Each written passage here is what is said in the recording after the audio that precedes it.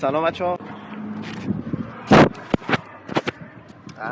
بچه ها خوش اومدیم این ویدیو. اسم من حیدره و تو این ویدیو میخوام در مورد پارگی ربات صلیبی چه شکلیه، چه جوریه، چه کار باید بکنیم صحبت کنم. بزنم بریم.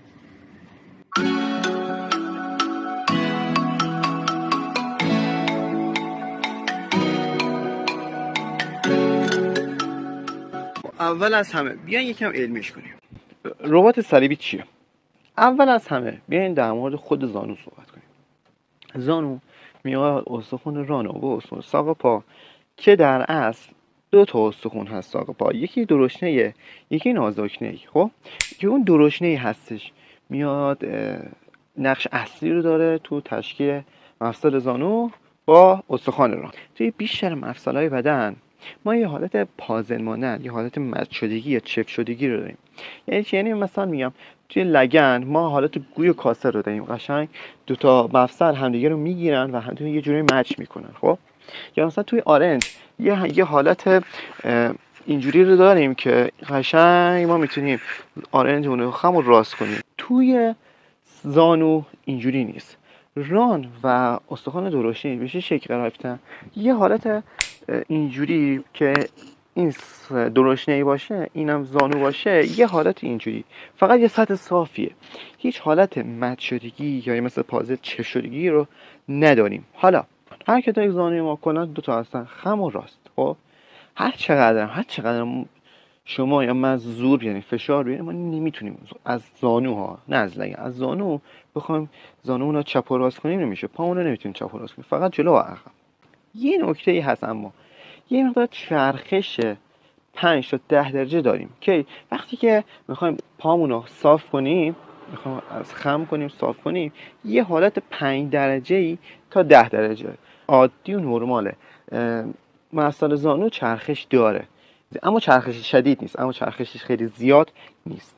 ربات صلیبی با چند تا تاندون دیگه، دو تا تاندون تو دو طرفش هست و تاندون ماهیچه 4 سرما که میاد در جنو وصل میشه به استخوان درشنه که توش استخوان داخل این تاندونه استخوان کشکک قرار گرفته، همون میتونیم لمسش کنیم، باعث شدن که ساختار زانو ثبات پیدا کنه و محکم بشه. خب حالا ربات صلیبی در اصل دو تا رباته که یکیش دو جلو قرار داره، یکیش هم عقب قرار داره که حالا جلوی رو میگیم ACL اسم میشه و پشتیش رو میگیم PCL.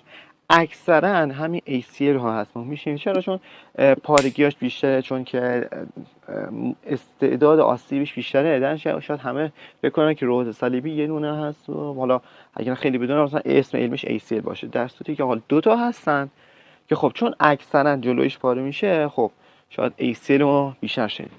عملکرد اصلیش شکلیه، اینجوریه که وقتی که اکثر اوقاتی که ساق پای ما ثابت باشه، خب این باعث میشه که زانوی ما PCL باعث میشه که زانوی ما به جلو در نره.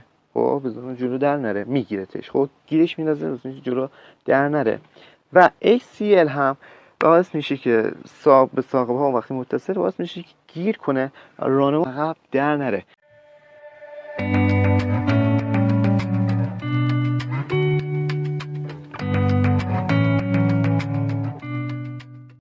خب چی میشه که ربات صلیبی پاره میشه؟ هر وقت ساق پا ثابت باشه، حالا بین دو نفر گیر کردیم، نمیدونم پامون رفته بین دو جا گیر کرده، هر چیزی، بدن به چرخه یا از مفصل زانو یه چرخش ناگهانی صورت بگیره، اون موقع است که ربات صلیبی احتمال قوی پاره بشه یا کشش شدیدی داشته باشه.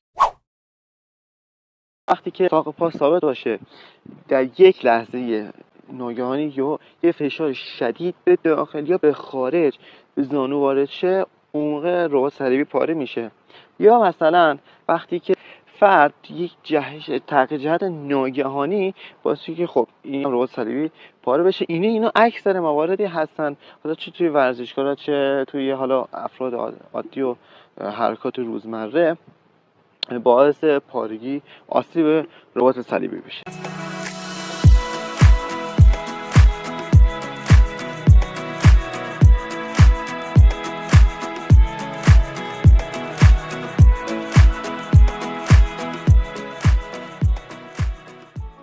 خب علائمش چیه؟ من خودم وقتی که ربات پام پاره شد یه درد بسیار شدیدی داشتم، خیلی شدید که حتی حرف نمیتونستم بزنم. پامو اصلا نمیتونستم تو کومدم، راه به هیچ وجه نمیتونستم برم. با یک ورم خیلی شدید این هست، من احساسش نکردم. ربات پا پاره میشه یه صدای پاپ، یه صدای پاره شدن ربات رو احتمالاً بشنوید. اینا علائمی هستن که شما موقع یک ربات پاتون پاره میشه دارید.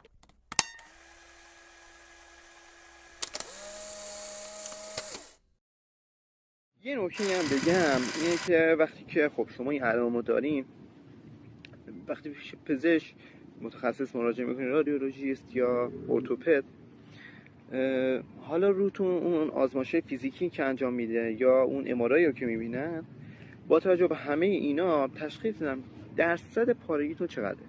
ممکنه درصد پارگی ربات 20% باشه، 50 یا 80% باشه. کل ربات ممکنه پاره نشده باشه و با توجه به اون درصد پارگی حالا روند درمانی متفاوتی رو پیشنهاد بدن.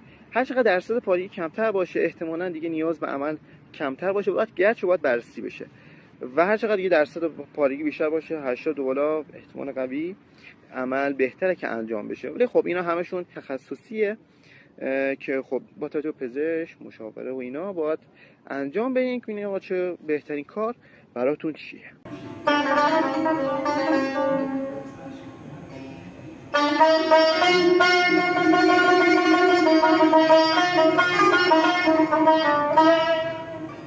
خب بچه‌ها مرسی که این ویدیو رو دیدین. لایک، کامنت، سابسکرایب یادتون نره. امیدوارم تو ویدیوهای بعدی که احتمالا در مورد خود عمل صحبت کنم همدیگه رو ببینیم. برم.